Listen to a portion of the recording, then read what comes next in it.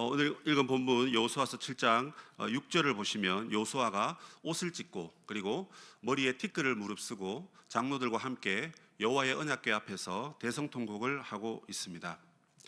불과 얼마 전까지 이스라엘은 요단강을 건넜습니다. 요단강 건넌 것은 기적입니다. 왜냐하면 그때는 물이 많을 때이기 때문에 건너기가 어렵기 때문에 그렇습니다. 그런데 하나님께서 마치 홍해를 가르시듯이 물을 쌓으시고, 여러분, 물을 쌓는다는 것이 말이 됩니까? 누가 물을 쌓을 수 있습니까? 하나님이 쌓을 수 있으신 것입니다. 그래서 사람들이 건넜고, 그리고 기적적으로 7일 만에 여리고성을 정복한 이스라엘 백성들입니다. 그런데 왜 하루아침에 옷을 찢고 머리에 티끌을 무릅쓰고 하나님 앞에서 울고 불고 대성통곡을 하고 있는 것일까요?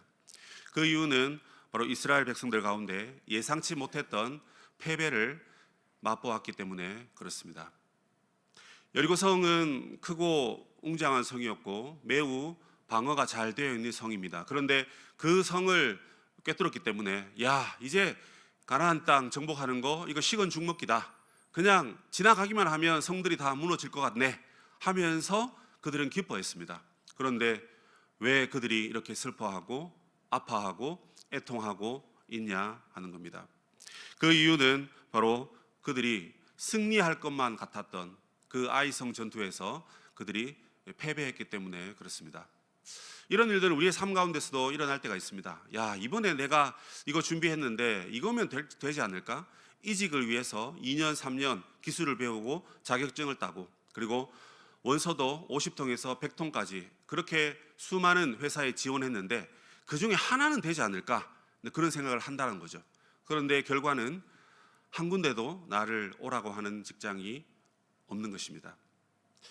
대학을 다니는 우리 친구들은 이제 마지막 기말고사를 준비하는데 이 기말고사를 너무너무 잘 쳐야 됩니다. 왜냐하면 이 성적이 반영이 되어서 앞으로 내가 가야 할 진로에 영향을 받기 때문에 그렇습니다. 그런데 지금까지 너무나 잘 해왔고 학과에서도 1등, 2등을 다투면서 성적을 잘 유지했습니다. 그런데 마지막 시험에 그만 건강이 나빠서 시험을 망쳐버렸습니다. 전혀 예상하지 못했던 것이죠. 이제껏 잘 해왔고 또 나는 하나님과 함께하고 하나님 나를 도와주실 거기 때문에, 또 도와주셨기 때문에 잘 될 줄 알았어요. 그런데 안 되더란 말입니다. 이런 일들이 우리에게 일어날 때 여러분, 이 모든 실패에는 항상 원인이 있기 마련입니다. 그 원인을 이스라엘 백성들의 실패를 통해서 오늘 발견하길 바라고, 그 실패의 자리에서 그럼 우리가 어떻게 다시 회복의 자리로 나아가야 하는지, 또 나아갈 수 있을지, 그것을 오늘 말씀을 통해서 간략하게 살펴보려고 합니다. 우리가 읽었던 이 여호수아서는 여러분 크게 전쟁과 평화가 주제입니다. 절반은 전쟁에 대한 이야기고 절반은 전쟁 끝나고 난 다음에 어떻게 이스라엘에게 평화가 왔는가, 또 한편으로는 정복과 분배, 이렇게 우리가 주제를 살펴볼 수 있습니다. 7년 6개월 동안 이스라엘 백성들이 전쟁을 해서 그 땅을 정복합니다. 그리고 정복하고 난 다음에 12지파가 이제 땅을 나누어 가집니다. 그래서 어떻게 이 땅에서 하나님 나라를 세워갈까, 이렇게 해석을 할 수가 있는 것입니다. 오늘날 우리는 이런 무력과 힘으로 전쟁을 해서 세상을 정복하지는 않습니다. 여호수아서에서 말하고 있는 이 영적인 원리를 가지고 우리 이 땅에 보이지 않지만 그러나 하나님 말씀에 순종하여 세워가야 할 하나님 나라를 어떻게 세워갈 수 있느냐, 이것이 여호수아서가 우리에게 주는 중요한 교훈입니다. 그러므로 우리가 만약에 실패했다면 그것은 우리의 삶 가운데 하나님 나라를 세워가는데 실패했다고 보셔야 되고요. 그리고 그 하나님 나라를 세워가는데 실패한 우리들에게 어떻게 실패의 자리에서 다시 하나님 기뻐하시는 하나님 나라를 세우는 성공적인 삶을 살 수 있는가, 이런 결론으로 우리가 또한 마음을 모아서 여호수아서를 읽고 들어야 할 것입니다. 앞서 말씀드린 대로 여리고성을 정복하면서 그들은 기뻐하였습니다. 그런데 아이성을 정복하면서 크게 실패를 하는데 그 실패의 원인은 오늘 성경은 두 가지를 이야기하고 있습니다. 그 첫 번째 실패의 원인은 뭐냐면 아간의 범죄입니다. 1절, 2절에 보시면 아간이 어느 지파에 소속되어 있는지 자세히 설명하고 있습니다. 아간의 범죄 때문에 하나님이 진노하셨다, 이렇게 되어 있습니다. 그런데 여러분, 아간이 범죄했으면 아간 한 사람만 이야기해도 되는데 그가 유다 지파이고 누구누구의 아들이고 누구누구의 할아버지의 자녀다, 이렇게까지 자세하게 이야기하고 있습니다. 하나님께서 이 아간의 범죄를 매우 중요하게 보고 계신다 하는 것입니다.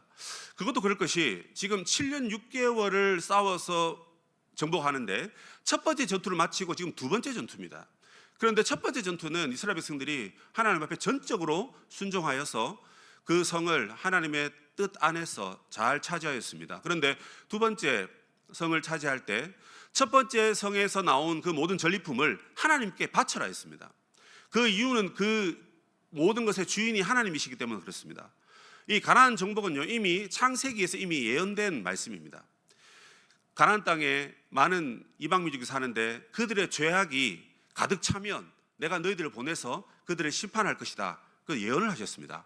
앞으로 400년 후에 430년 후에 있을 일입니다. 하나님 먼 미래의 일을 미리 아시고 미리 보시고 이 백성들을 준비시킨 겁니다. 그리고 400년이 지나서 이제 이 땅에 온 겁니다. 그래서 이 땅의 첫 성을 획득했을 때 이 땅은 하나님의 것이기 때문에 여기에 나온 모든 것을 다 하나님께 드려야 했던 것입니다. 그런데 그 중에 아간이라는 사람이 탐욕이 생겨서 시날산 외투 한 벌과 금덩어리, 은덩어리 각각 취했습니다. 그런데 이것을 아간의 범죄로만 하나님께서 심판하지 않으시고 이스라엘의 범죄다 이렇게 말씀하십니다. 왜 그렇습니까? 그것은 바로 대표성의 원리 때문에 그렇습니다. 만약에 여러분들이 한 주간 사시면서 정말 남한테 이웃에게 말하기 어려운 큰 범죄를 저질렀다고 칩시다. 아무도 모릅니다. 하나님은 아시겠죠. 그러나 사람들은 아무도 모릅니다. 근데 그런 마음으로 만약에 하나님 앞에 나와 예배하고 회개하고 또 도움을 구해야 되는데 그냥 그것을 덮어둔 채로 그럴 수 있지. 나만 죄 짓나? 이 땅에 나보다 더 나쁜 사람들 더 많은데 이 정도는 괜찮아. 나 하나쯤이야. 하는 생각으로 교회에 오실 수도 있을 것 같아요. 그리고 꿈터 모임도 하고 또 교제도 잘합니다. 그런데 왠지 우리 꿈터 모임이 무겁습니다. 왠지 지체들이 반가워 보이지 아니하고 왠지 하나님의 말씀 듣는데도 자꾸 딴 생각이 듭니다. 여러분, 하나님의 말씀을 듣는 것은 여러분의 죽고 사는 문제입니다. 여러분, 이 부분에 여러분들이 평생에 하나님의 말씀을 들으실 거기 때문에 목회자들은 수없이 바뀔 수 있습니다. 새로운 사람이 올 수 있고 또 가고 바뀔 수 있는데 또 목회자가 없다 하더라도 여러분들이 말씀을 읽고 듣고 묵상하시면서 하나님의 음성을 들어야 되는데 그게 여러분 들리지 않는다면, 그게 만약에 여러분들의 죄악 때문이라면 나 하나쯤 죄 지어서 벌 받고 그렇게 쓰러지는 것은 그것도 물론 그렇게 하면 안 되지만 그것도 문제지만 나 하나 때문에 우리 공동체 전체가 죄의 오염이 된다 하는 것을 우리 기억해야 됩니다. 이런 원리는 성경에서 말하고 있는 대표성의 원리 때문에 그렇습니다. 잘 아시는 대로 한 사람의 범죄 때문에 온 세상이 타락했다 그랬습니다. 그 한 사람은 여러분 아시는 아담이죠. 그 아담의 한 사람 범죄 때문에 온 세상에 죄악의 물결이 들어와서 모두 다 원죄를 가지게 되고 그 원죄 때문에, 내 속에 있는 원죄 때문에 스스로 또 죄를 진다 해서 자범죄를 행하게 되는 것입니다. 태어나면서부터 모든 사람들은 다 죄인이란 말입니다. 그러니까 성악설을 말하는 것이죠. 그런데 여러분, 예수님께서는 바로 자신이 한 의인이 되셔서 이 땅에 오셔서 우리를 위해서 죽으심으로, 하늘의 밀이 땅에 떨어져 죽음으로 많은 열매를 맺었듯이 의인이신 예수님 때문에 믿는 우리가 다 의인이 되었지 않습니까? 이것이 로마서에서 말하는 바로 대표성의 원리인 것입니다. 그런데 오늘 본문은 한 사람의 죄 때문에 온 공동체가 지금 전쟁에 실패하는 위기를 겪게 되었다, 이 사실을 우리가 눈여겨봐야 된다는 것입니다. 여러분, 옆에 있는 지체들 보십시오. 지체입니다. 지체란 말이 무슨 말입니까? 한 몸이라는 뜻입니다. 나의 범죄가 저 지체의 영적 삶에 영향을 미친다, 이런 생각 우리가 잘 안 하죠. 우리 함께 여러분 운명 공동체입니다. 내가 성령 충만하면 옆에 있는 사람은 성령 충만합니다. 내가 만약에 죄악이 충만하면 우리 공동체는 죄악이 충만한 공동체가 되어버리는 것입니다. 그런데 여러분, 우리는 서로 얼굴을 보고 그것을 잘 몰라요. 하지만 나는 압니다. 나는 얼마나 내가 거룩하게 살았고 얼마나 하나님 기뻐하는 삶을 살았는지 안 살았는지 잘 압니다. 그리고 그런 척 할 수도 있겠죠. 그러나 하나님은 아시고 하나님은 아간의 범죄를 샅샅이 뒤집어내시고 어느 지파, 어느 집에, 어느 아들, 이렇게까지 자세하게 말씀하시면서 이 죄악을 하나님께서 슬퍼하시는 것입니다. 그러므로 우리도 나의 죄 때문에, 우리의 가정이 나의 죄 때문에, 나와 교제하는 그 누구가 나의 죄 때문에 우리 꿈터와 우리 교회가 죄악의 구렁텅이로 빠지는 일이 없도록 우리 스스로 먼저 자기의 작은 죄도 슬퍼하고 그 작은 죄를 짓지 않으려고, 죄와 싸우되 피 흘리기까지 싸워야 한다 말씀처럼 철두철미하게 여러분들이 경건한 삶을 살아갈 수 있기를 바랍니다. 또 하나의 실패의 원인은 무엇이냐면 바로 그들의 자만입니다. 여리고성을 정복하고 난 다음에 그들은 신이 났습니다. 야, 이제 이거 정복하는 거는 그냥 식은 죽 먹기다. 이거 1년 안에 정복될 것 같은데 뭐 이런 생각을 했던 겁니다. 그리고 이제 정탐꾼을 보냈는데 여호수아요, 저기 다 올라갈 필요 없습니다. 2-3천 명만 가서 싸우면 우리가 한꺼번에 성을 차지할 수 있을 것 같습니다. 이런 얘기를 하는 겁니다. 이 얘기를 하면서 그들은 하나님이 함께 하신다, 하나님이 도와주신다, 하나님이 우리로 하여금 이렇게 하라 저렇게 하라 하신 하나님의 인도의 메시지가 나타나지 않습니다. 오로지 자신의 경험에 비추어서, 자신의 계산에 비추어서, 여러분 인생을 내가 계산하고 내가 계획했는데 내 뜻대로 잘 되던가요? 될 때도 있지만 안 될 때가 더 많지 않습니까? 이 정탐꾼들이 자신들의 경험과 계산으로 하나님을 거기에서 빼버린 겁니다. 그래서 이제 우리는 2-3천 명만 가도 정복할 수 있다, 이렇게 자만 그리고 교만 섞인 보고를 해버린 것입니다. 그 결과는 36명이 죽게 됩니다. 36명, 별로 많은 숫자 아닌 것 같죠? 그러나 앞선 전투를 여러분 생각해 보십시오. 일고성에서는 아무도 죽지 않았습니다. 그런데 36명이 죽었습니다. 그리고 어떤 학자들의 셈법에 의하면 전투를 할 때 한 소대당, 한 분대당, 우리 남자친구들 잘 알죠, 그죠? 군대 갔다 오면 한 분대에 뭐 몇천 명씩, 몇백 명씩 모여 있습니까? 아닙니다. 한 소대당 뭐 10명, 20명 이렇게 돼 있습니다. 그러면 10명, 20명 돼 있는 여러 소그룹 무리들이 자기의 위치에서 그 성을 정복하기 위해서 이제 돌격을 하는 겁니다. 그런데 여러분 아마 각 소대에 한 명씩, 두 명씩 죽었던 것 같습니다. 만약 그게 맞다면 여러분 이스라엘 백성이 다 죽지는 않았지만 엄청난 큰 피해가 될 수도 있는 부분입니다. 10명 중에 한두 명이 작은 숫자지만 그들은 식은 죽 먹기인 줄 알았던 이 전투를, 사랑하는 전우를 죽게 돼버린 이런 상황이 이 백성들에게는 지금 큰 충격으로 다가왔다는 것입니다. 문제는 그들의 교만입니다. 교만이 무엇입니까? 여러분 중세시대는 우리의 죄에 대해서 하나님 앞에 크게 회개하고 뉘우쳐야 된다 해서 현대인들이 조심해야 될 7가지 제약에 대해서 강론을 하였고 그것이 책으로도 나와 있습니다. 기회가 되면 그 7가지를 하나씩 하나의 주제를 가지고 한 개씩 7주 동안 말씀을 나누고 싶은데, 그 중에서 가장 무시무시한 죄가 교만이라고 말하고 있습니다. 교만은 무엇이냐면 내가 나 스스로를 높이는 죄가 교만입니다. 그런데요 여러분 이게요 참 어렵습니다. 만약 여러분들이 엄청난 달란트가 있다 칩시다. 나는 노래를 잘 불러. 근데 그게 교만이 될 수가 있어요. 난 돈을 잘 벌어. 나는 잘 섬겨. 난 말을 잘해. 나는 운동을 잘해. 나는 건강해. 진짜 좋은 거지 않습니까? 이걸 통해서 하나님을 잘 섬기고 이웃을 잘 섬기면 이거는 칭찬받을 만한 일이고 이건 사람들에게도 도움이 되는 것인데, 이게 여러분 그렇게 사용되지 않을 때 자기를 높이는 무기가 되어버립니다. 그래서 여러분 교만한 것이 제일 여러분 죄악 중에 큰 죄악입니다. 왜냐하면 이 교만이 가장 큰 죄악인 이유가 뭐냐면 첫 번째, 하나님도 자기 밑으로 봅니다. 이 교만이라는 것이 그래도 하나님 계시고 그 밑에 내가 있고 그 다음에 모든 사람들을 내 밑으로 둔다, 이게 아니란 말입니다. 그걸 여러분 컨트롤할 수 있으면 대단한 사람입니다. 근데 내가 교만해지면요 하나님도 두렵지 않는 겁니다. 그래서 교만한 사람의 특징이 뭡니까?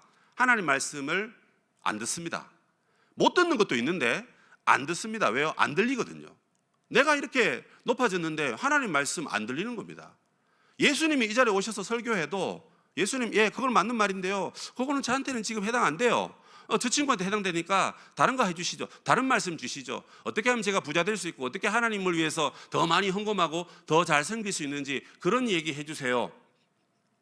그 말은 하나님을 섬기겠다 하는 말은 들어가 있지만 사실 그 안에는 포장되어 있는 겁니다. 내가 더 돈 잘 벌고 더 행복하게 살고 싶다. 그러니까 예수님이 그거 좀 도와주라, 이런 말을 포장한 겁니다. 여러분 교만은 이래서 무섭습니다. 하나님을 두려워하지 않습니다. 아간의 범죄, 여러분 그 누구도 눈 감아줄 수 있는 범죄입니다. 왜요? 수많은 사람 중에 딱 한 명이 조그마한 거 훔쳤습니다. 봐줄 수 있잖아요. 요즘 우리끼리는 여러분 뭐 개인 프라이버시다 해서 남들에 대한 이야기를 다 하시면서 누군가 얘기를 꺼내면 그 사람을 완전 생매장하지 않습니까? 다 하시면서. 그런데도 딱 그런 얘기 나오면 그냥 그 사람을 공격합니다. 아, 나 목사님 저렇게 안 봤는데. 아, 나 저 친구 저렇게 안 봤는데. 아, 나 저 누나 저 안 저런 사람인 줄 알았는데 왜 저러지? 그래서 여러분 우리는 눈 감아주는 게 어쩌면 너무 익숙합니다. 근데 하나님께는요 그게 용납이 안 되세요. 하나님 거룩하시기 때문에 단 하나의 단 한 방울의 그 죄악도 용납이 안 되시는 겁니다. 교만이 특별히 더 그렇습니다. 아니 하나님보다 더 높아졌는데 이 문제를 어떻게 해야 됩니까? 두 번째, 교만이 왜 무서운 죄냐면 다른 사람들의 이야기를 절대 안 듣습니다.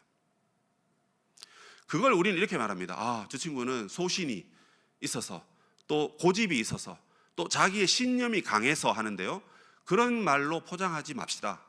뒤집어 말하면 매우 교만한 사람입니다. 하나님께서 우리에게 공동체를 왜 주셨죠? 공동체를 필요로 하지만 공동체에 와서는 정작 사람들의 이야기를 안 듣습니다. 적어도 내가 니보다 나아. 나 옛날에 그거 다 경험했었어. 근데 너 지금 그렇게 하는 건 잘못된 거고, 아, 내가 말해주고 싶은데 내가 말하면 너 나 이상해 볼 거니까 너가 알아서 해. 뭐 이런 식입니다. 이런 얘기 하려고 우리가 공동체에 오는 겁니까? 아니지 않습니까? 우리가 교만해지면요 하나님도 안 보이니까 사람 안 보이는 건 당연하죠.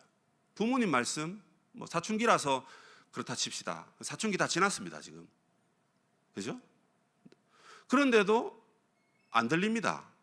부모님이 말을 잘 못하셔서 그런 게 아니라 내가 들을 마음이 없는 거예요. 그리고 하나님의 뜻이 우리에게 이 땅에 오는 여러 가지 통로가 있죠. 첫 번째, 설교. 여러분 설교를 흘겨 들으시면 안 됩니다. 하나님이 여러분에게 주시는 메시지예요. 그리고 여러분들이 큐티 하셔야 됩니다. 왜요? 하나님의 음성을 여러분이 큐티 하시면서 받을 수 있을 만큼 더 명확한 메시지는 이 세상에 없습니다. 설교는 설교자의 입을 통해서, 묵상을 통해서 아, 이게 하나님 나에게 주시는 말씀인가 보다 해서 대표인 제가 전해드리기 때문에 어쩌면 아, 저건 목사님 생각일 수도 있어 뭐 이렇게 생각하면 안 되지만 그렇게 생각할 수 있어요. 그러니까 여러분들이 큐티 하시는 건 여러분들이 읽으시고 여러분들이 묵상하시고 여러분들이 깨달으시는 거잖아요. 근데 내가 머리가 좋아서 깨달은 게 아니라 하나님이 나에게 지금 하나님의 뜻을 집어넣어 주시는구나. 그럼 들으셔야죠. 자, 그리고 세 번째가 뭐냐면 공동체입니다. 공동체 안에서 여러분들의 문제와 아픔을 함께 고백했을 때 함께 기도해주고 함께 격려해주고 또 때로는 야 그러면 안 돼 이렇게 말해주는 사람은요 하나님을 대리해서 여러분들에게 말하는 사람입니다. 여러분 누가 여러분들에게 잘못된 것을 꾸짖습니까? 누가 여러분의 잘 못하는 것을 야 그렇게 하면 안 돼 그건 잘못된 거 아니니? 그렇게 말해주는 사람 있습니까? 없으면 불행한 거고 있으면 여러분 축복받은 사람입니다. 왜냐하면 하나님도 당장 야 그러면 안 돼 하실 수 있는데 하나님 너무 거룩하시기 때문에 하나님이 여러분 눈앞에 나타나서 그런 말을 하시면요 여러분들 바로 하나님의 진노 앞에서 바로 죽을 수밖에 없어요. 왜냐하면 성경에 보면 하나님 만난 사람이 하나님을 정면으로 직접 본 사람이 아무도 없습니다. 모세도 바위에 숨어가지고 빛으로 간접적으로 하나님의 임재를 경험했잖아요. 근데 하나님이 여러분 앞에 나타나셨다. 말도 안 되는 얘기지만 하나님을 우리가 볼 수도 없습니다. 그런데 하나님이 우리 공동체의 지체들을 통해서 믿음 좋은 지체들을 통해서 우리에게 이렇게 하라 저렇게 하라 이렇게 하면 좋겠다 내가 도와줄게. 이건요 사람의 메아리가 아니라 하나님의 말씀입니다. 자, 그런데 교만해지면요 하나님 말씀도 안 듣는데 사람 말씀도 안 들리는 겁니다. 우리는 생각합니다. 나보다 학벌이 좋고 부자고 좋은 회사에 다니고 말도 잘하고 거기다 잘생겼고 예쁘고 성격도 좋고 상냥하고 그러면 여러분들은 다 그 사람 앞에 다 쥐죽은 듯이 종이 여기 있사옵나니 어서 말씀하시옵소서 이러고 듣습니다. 근데 그런 분들이 나에게 좋은 말을 해줄 수 있는 뭐 가능성이 있다고 칩시다. 그런데 여러분 그런 기준은 다 나의 기준입니다. 만약에 하나님의 살아계심과 하나님의 역사하심을 우리가 전파하지 않는다면 세상에 돌들이 소리 지른다 이런 말씀이 있습니다. 무슨 말입니까? 하나님은 자연 만물을 통해서도 우리에게 충분히 말씀하실 수 있는 그런 분이다 하는 말씀입니다. 인 겁니다. 우리가 보기에는 똑똑하고 탁월하고 능력 있고 내가 좋아하고 그런 사람들이 나에게 좋은 말을 해줄 것 같이 생각하지만 그게 아니란 말입니다. 이처럼 우리가 여러분 교만에 빠지면요, 이 약이 없습니다. 교만에 빠지면 하나님도 두렵지 않고 사람 말도 안 들으면 그럼 어떻게 됩니까? 자기의 세상으로 함몰되어 버립니다. 그때부터 모든 게 원망과 불평으로 나오기 시작합니다. 그래서 사람들을 기뻐하지 않습니다. 사람들과 함께하지 않습니다. 그리고 함께 하면서도 나는 저 친구보다는 더 나은 사람이야, 뭐 이런 착각에 빠진 말들을 하기 쉽습니다. 그리고 여러분들이 예배를 드리시지만 예배 생활 가운데 하나님을 전적으로 경배하고 높이는 자세가 나오지 않습니다. 예배당에 있다고 해서 예배를 드리는 것이 아닙니다. 예배당에 없어도 어디에 있든지 하나님 앞에 겸손한 자세로 하나님 앞에 엎드려 나아가야 되는데 그게 안 된단 말입니다. 하나님, 왜 내 인생은 요 모양 요 꼴입니까? 아니, 남들은 다 잘 사는데 왜 나에게는 은혜를 안 베푸십니까? 왜 내게는 이런 아픔밖에 없습니까? 왜 하면서 하나님을 원망한단 말이죠. 어떤 면에서 아간의 범죄가 실패의 원인이 되기도 하지만 이스라엘 백성들이 이렇게 교만해져서 하나님을 빼버리고 사람들의 말도 듣지 아니하고 자신의 생각들로만 나아가려는 그런 주체성이, 그런 정체성이 그들의 실패의 원인이 되었다 하는 것입니다. 자, 그런데요, 여기서 반전이 있습니다. 자, 이렇게만 얘기하면 뭐 사실 마음이 좀 안 좋습니다. 그래, 뭐 나들 어떻게 해야 돼? 그러면 교만하니까 또 작은 죄 이거 어떻게 해야 돼? 하면서 그냥 쓸쓸하게 집에 가야 되겠죠. 근데 이런 상황 가운데 있을 때 그 실패의 자리에 하나님께서 말씀하러 오셨다는 것입니다. 아까 6절에 읽었던 그 말씀 여러분 기억나시죠? 여호수아가 그렇게 슬퍼하고 울며 여러분 기도하고 있었습니다. 그런데 사실 7절 8절 쭉 읽어보시면 여호수아의 기도는 기도가 아니었습니다. 원망불평입니다. 아니, 이러려고 가나안 땅에 지금 우리를 불렀습니까? 아니, 지금 이 실패를 맛보게 하시려고 우리를 요단강 건너서 이렇게 오게 하셨습니까? 아니, 하나님의 영광은 어디 가고, 그리고 저 가나안 백성들이 우리를 애워싸고 우리를 공격하면 우리가 어떻게 됩니까, 하나님? 뭐 이러면서 여러분 이게 기도가 아니고요, 신세 한탄입니다. 지금 누가? 여호수아가 그러고 있습니다. 그 이스라엘 백성들의 여러분 수장입니다. 수장. 가장 먼저 하나님 말씀 들어야 되고 가장 백성들을 잘 독려해야 될 이 최고의 지도자가 기도랍시고 기도의 자세는 가지는데 기도랍시고 기도의 그 말투는 원망과 불평입니다. 하나님께서 그 기도를 아실까요, 모르실까요? 여러분 아십니다. 우리가 간절함으로 기도하는지 아니면 교만에 휩싸여가지고 아니 하나님 살아계시면 말이에요, 지금 해결해 주셔야지 뭐합니까 지금 하는 그 말투 하나님 다 아셨어요. 그래서 밑에 뭐라 그럽니까? 10절에 보시면 뭐라 그럽니까? 일어나라, 어찌하여 이렇게 엎드려 있느냐, 이렇게 말씀하십니다. 무슨 말입니까? 야, 그거 기도하지 마, 그런 소리 하지 마, 그런 말 할 필요 없어, 그 교만한 말 하지 마. 여러분 우리가 문제 해결하기 위해서 기도해야 된다 그러잖아요. 기도해야 됩니다, 그죠? 기도해서 답을 찾아야죠. 기도해서 하나님 뜻이 뭔지 깨달아야 되죠. 근데 지금은 하나님 뭐냐면 너 지금 기도한답시고 지금 나한테 쓴소리 하는 거 내가 다 뭘 줄 알아? 기도하지 말고 얼른 일어나서 이 문제의 해결책을 내가 줄 테니까 그것 빨리 해결해, 이렇게 말합니다. 그 두 가지입니다. 첫 번째 뭐냐면 하나님께 바친 것, 그걸 가져간 그 아간과 그 모든 가족을 단숨에 다 진멸해라 하는 것입니다. 이건 이제 해석이 많이 필요합니다. 아니 뭐 멀쩡한 사람을 하나님 왜 죽이시냐, 이 성경을 모르는 분들이 이런 질문을 하는 거예요. 멀쩡한데 진짜 왜 죽이겠습니까? 멀쩡한 게 아니니까요.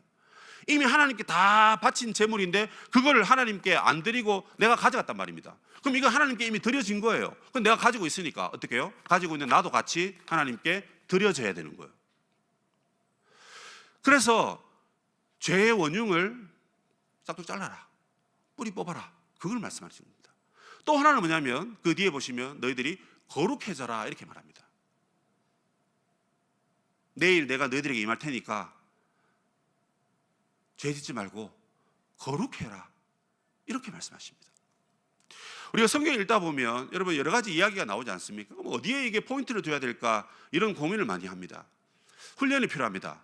두세 번 읽으셔야 됩니다. 확실히 깨달았다 하기 전까지는 읽으시는 게 좋아요. 계속 읽어보시면 하나님이 우리의 죄를 책망하는 데 포커스가 있는 게 아니고 그런 실패의 자리에 하나님이 내려오셔서 그 자리에서 함께 툭 털고 일어나서 죄 문제를 해결하고 성결하고 거룩한 자리로 나아가라 하나님께서 부르시는 것이 오늘 말씀의 핵심인 겁니다. 그러므로 여러분, 우리의 인생 가운데 실패의 자리에 우리가 다다랐을 때 기도를 합시고 하나님 앞에 원망 불평하는 거, 이거 여러분 우리가 빨리 끊어내야 됩니다. 기도는 해야죠. 그런데 그 기도가 하나님께 대한 진정한 뉘우침이고 회개인지, 아니면 그냥 나의 원망 불평을 그냥 시리즈로 그냥 내뱉는 그런 고함 소리인지, 여러분 우리가 우리 자신을 잘 살펴봐야 됩니다. 그래서 이 실패의 자리 가운데 우리를 회복시키기 위해서 하나님이 우리에게 찾아오신다 하는 것을 우리가 기억을 해야 됩니다. 하나님 우리에게 뭐라고 말씀하십니까? 세 가지를 말씀드리고 싶은데요. 그 첫 번째는 죄의 유혹을 경계해야 됩니다. 죄에 대한 설교와 메시지가 잘 들리지 않습니다. 시간 관계상 더 길게 말하지 않겠고요. 여러분, 죄가 뭔지 다 압니다. 또 죄를 지으면 어떻게 되는지도 다 알아요. 근데 문제는요, 오늘 말씀에서는 이 작은 죄를 경계해야 됩니다. 타이타닉호가 여러분 바다에 수장됐지 않습니까? 작은 빙산에 부딪혔다고 생각했는데 알고 보니까 빙산이 큰 거였죠. 그게 나중에 이제 인양을 했습니다. 보니까 그 앞부분에 우측인지 좌측인지 모르겠는데 구멍 6개가 발견됐다고 합니다. 타이타닉호가 얼마나 큽니까, 여러분? 200m가 넘는 걸로, 제가 150m인가 그 정도로 되는데 길이가 엄청나게 큰 배지 않습니까? 근데 그 엄청난 큰 배가 어떻게 오랜 시간 동안 하루 이틀 며칠 동안 점점 잠기다가 푹 잠겼냐는 거예요.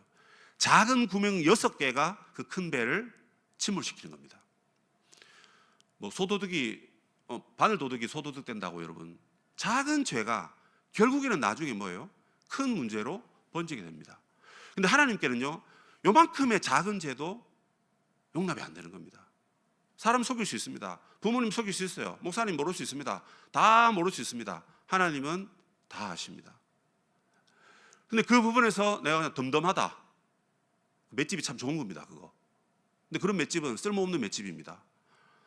약간만 죄가 생겨도 아이고 아파라 하고 하나님 잘못했어요, 이게 좋은 겁니다. 하나님 나라를 이 땅 가운데 세워가려면 작은 죄부터 여러분 우리가 몰아내고 경계해야 됩니다. 그게 여러분 개인의 죄라면 제가 뭐라 하지 않겠습니다. 여러분이 죄 지으시는데 제가 뭐라 그럽니까? 진짜 그렇게 하면 안 됩니다. 누구누가 그렇게 하면 안 된다, 그렇게 말하는 것은 제가 사랑해서 하는 말이라고 생각해 주십시오. 근데 말하지 않았다, 아는데도 말하지 않았다, 그럼 저도 포기한 겁니다. 우리도 마찬가지겠죠. 근데 하나님은 그 작은 죄를 조심하라 하는 겁니다.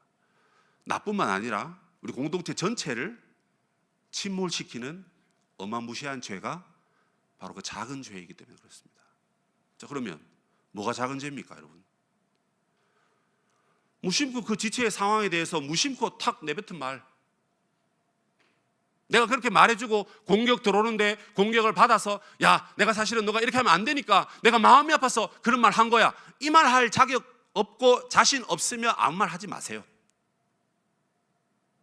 그러니까 도와줄 마음이 없으면 아예 말도 안 해야 됩니다, 여러분. 지체들에 대해서 그냥 한마디 내뱉은 말에 그 친구가 교회에 안 나옵니다.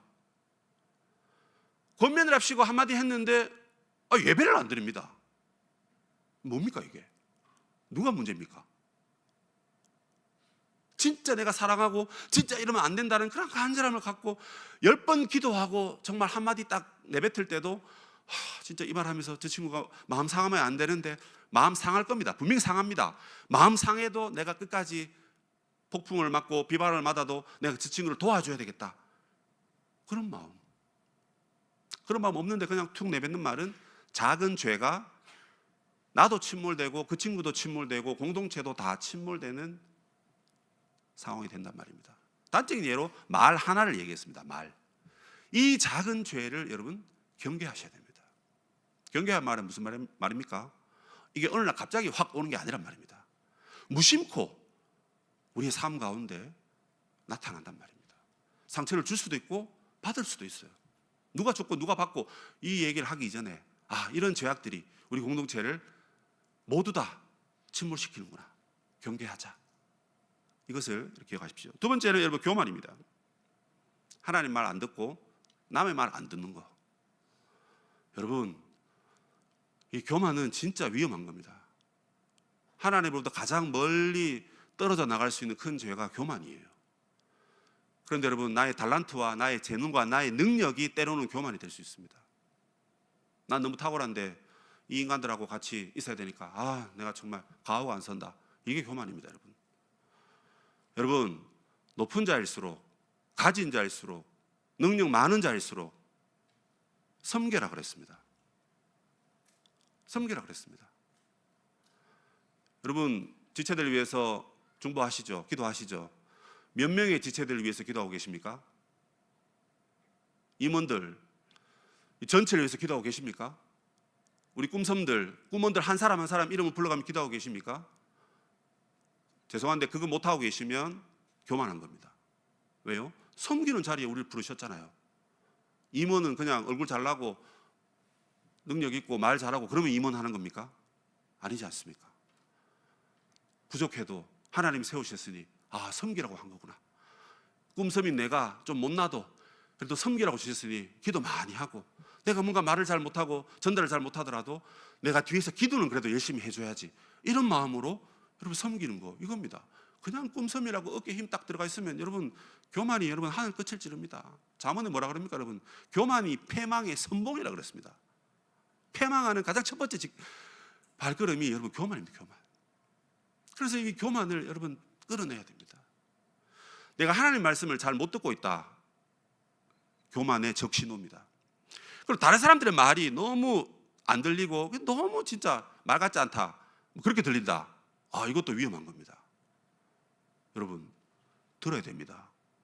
들어야 살아나요. 하나님 말씀 들어야 되고, 하나님 말씀을 지체들을 통해서 나에게 들려질 때 그 얘기 듣고 내가 그렇게 순종했는데 어이구야, 하나님께서 은혜를 주셨네, 이겁니다. 여러분, 그래서 인생이 하나님과 동행하고 우리 지체들과 동행해서 가야 되는 겁니다. 그 사람들이 겸손한 사람들이에요. 교만한 사람들은 나 혼자 하면 돼, 내 능력이면 돼, 이렇게 하는 거죠. 교만을 끊어내셔야 됩니다. 그리고 마지막으로 하나님의 뜻을 구하셔야 됩니다. 이 이스라엘 백성들이 여러분 교만해서 하나님의 뜻이 없었고 자신의 계산과 자신의 생각들로 다 몰고 갔지 않습니까? 결국 여러분 쫄딱 망한 겁니다. 뭐니 해도 우리 인생 가운데 가장 중요한 것은 하나님의 뜻일 줄 믿습니다. 근데 여러분, 이게 이제 뭐 때문에 충돌이 되냐면 환경과 하나님의 뜻 사이에서 우리는 항상 갈등합니다. 맞죠? 환경과 하나님의 뜻 사이에서 항상 갈등한단 말입니다. 내가 주일날 진짜 가게 열고 장사 좀만 더 하면 월세 뽑고 홍보도 더 잘 되니까 주말에 더 물건이 잘 팔리니까 분명히 우리 가게가 이제 딱 정상 궤도에 설 거다. 이게 우리의 현실이고 환경입니다. 그러나 하나님은 우리에게 말씀하십니다. 망하더라도 주일날 하나님 앞에 가서 예배드려라. 그냥 망하면 내가 너 다른 거 해줄게. 하나님 그렇게 말씀하십니다. 하나님 책임지신단 말입니다. 이 환경과 이 하나님 말씀, 이 하나님 뜻 사이에서 우리 갈등합니다. 그런데 95%는 환경을 따라가시더라고요. 이대로 끝나면 너무 슬픈 얘기인데 95% 환경을 따라가시다가 나중에 다 말아먹고 하나님 뜻으로 돌아와요. 기가 막히죠. 누가 이긴 겁니까? 환경이 이긴 겁니까? 하나님 뜻이 이긴 겁니다. 우리는 여러분 죽을 때까지 환경과 하나님의 뜻 사이에서 갈등하며 사셔야 됩니다. 근데 지금 우리 청년들은 가진 게 별로 없어요. 저보다는 많으시겠지만 별로 가진 게 없습니다. 근데 이때 잃어봤자 얼마나 크게 잃겠어요. 물론 여러분들이 잃으신 것에 대해서 비아냥거리는 말이 아니고 좀 잃어도 금방 이렇게 올라올 수 있어요. 근데 나중에 시간은 이제 한 20년, 30년 지났습니다. 결혼해서 아이도 벌써 내일 모레 대학 갈 나이가 되고, 그죠? 애가 이제 결혼을 합니다. 자, 그런데 여전히 환경과 하나님 뜻 사이에서 갈등하는 부모들이 있다 칩시다. 환경을 선택했습니다, 부모가. 자녀들은요, 엄마 아빠 뒤통수를 보고 그대로 환경을 선택할 겁니다. 그렇게 되기를 바라지 않지만 여러분, 우리가 기도하지 아니하고 하나님 앞에 탁 매달리지 않으면요, 그냥 교만해져 가지고 환경을 쫓아갑니다. 근데 문제는 저도 마찬가지입니다. 그 환경을 한번 거부해 본 적이 없는 거예요. 그 환경을 거부해 보면 내가 죽는 줄 아니까. 그래서 여러분, 신앙은요, 죽기 아니면 살기입니다. 신앙을 그냥 설렁설렁 이런 거 없습니다. 죽기 아니면 살기로 신앙의 결단을 하고 돌파를 해야 되는데 하나님의 뜻을 따라가는 듯 하면서도 환경 앞에 져버리고 지체들과 함께 교제하면서 뭔가 하나님 나라를 위해서 사역한다는 느낌을 또 가지다가도 뭔가 내 삶에 좀 어려움이 오면 어떻게 됩니까? 또 가버립니다. 근데 이제 이 문제 해결 안 되면 죽을 때까지 여기서 계속 저울질 하다가 그러다가 이제 끝납니다. 잘 나가는데 하나님 뜻대로 잘 나가는데 왜 이런 일이 오냐? 그건 우리를 여러분 연단시키는 하나님의 훈련이죠. 훈련 왜 받습니까? 실제 전투에서 승리하려고 훈련하는 겁니다. 날마다 큐티하고 말씀 보고 기도하고 이거 훈련이잖아요. 한 번 하면 끝납니까? 아니잖아요. 저희 목사들은 늘 기도하고 늘 말씀 붙잡는데도 부족하다고 느끼는데 하물며 우리 모두이겠습니까? 그래서 여러분 이 환경을 초월하는 신앙이 되기 위해서 하나님의 뜻을 따라가기 위해서 꾸준히 기도하고 은혜를 사모하고 구하는 것입니다. 그러므로 여러분 예상치 못한 실패는 옵니다. 제가 오라고 욕하는 거 아닙니다. 지금 옵니다. 와요. 그런데 오늘 말씀을 통해서 우리 그것을 예상했으면 좋겠습니다. 오는구나. 우리의 작은 죄가 나를 실패를 하게 만들고 또 나의 교만이 실패하게 만드는구나. 그래서 작은 죄를 끊어내고 교만을 끊어내고 환경보다는 하나님의 뜻을 의지하고 가자. 여러분 이런 결단 앞에 우리가 순복하고 그래서 우리 땅의 하나님 나라를 여러분의 삶의 자리에서 좀 잘 세워갔으면 좋겠습니다. 여러분 하나님도 실패를 경험하신 분이십니다. 이게 무슨 소리입니까? 하나님 뭘 실패하셨습니까? 믿었던 아담 선악과를 먹으면서 하나님 용서해 주세요 하니까 한 번 용서해 줬습니다. 수많은 구약의 이스라엘 백성들 하나님 다 용서해 주셨어요. 그런데도 또 죄 짓지 않습니까? 그러면 하나님도 믿었다가 또 하나님 또 실패하신 겁니다. 그런데 재밌는 것은 그 또 실패한 그 인생들에게 하나님이 또 찾아가시는 거예요. 또. 그래서 우리가 보기에는 하나님이 실패하신 것 같은데 하나님께는 실패가 없는 분이에요. 실패한 사람을 여전히 찾으시고 여전히 다가가셔서 얘야 너 혼자 하니까 그렇게 실패하지 않냐? 나와 함께 하자. 죄를 끊어내고 교만해지지 말고 환경보다 내 뜻을 따라가면 더 이상 실패하지 않는다. 또 실패해도 나는 여전히 너에게 찾아올 테니까. 누군가 너에게 실패했다고 너를 발로 뻥 차버리고 너에게 고함을 지르고 나가 죽어라 그런 말을 하더라도 그거 듣지 마라. 내가 가서 너를 실패의 자리에서 다시 끌어올릴 테니까 나와 함께 하자. 하나님이 그렇게 말씀하시는 겁니다. 여러분 절망 가운데 있다 할지라도 이 말씀을 붙들고 실패의 자리에서 우리와 함께 하시고 일어나 가자. 이 음성에 여러분들이 반응하시고 실패 좀 해도 됩니다. 하나님 실패 안 하시니까. 하나님의 손을 붙잡고 일어서시는 우리 모든 주의 백성들 되시기를 주님의 이름으로 축복합니다.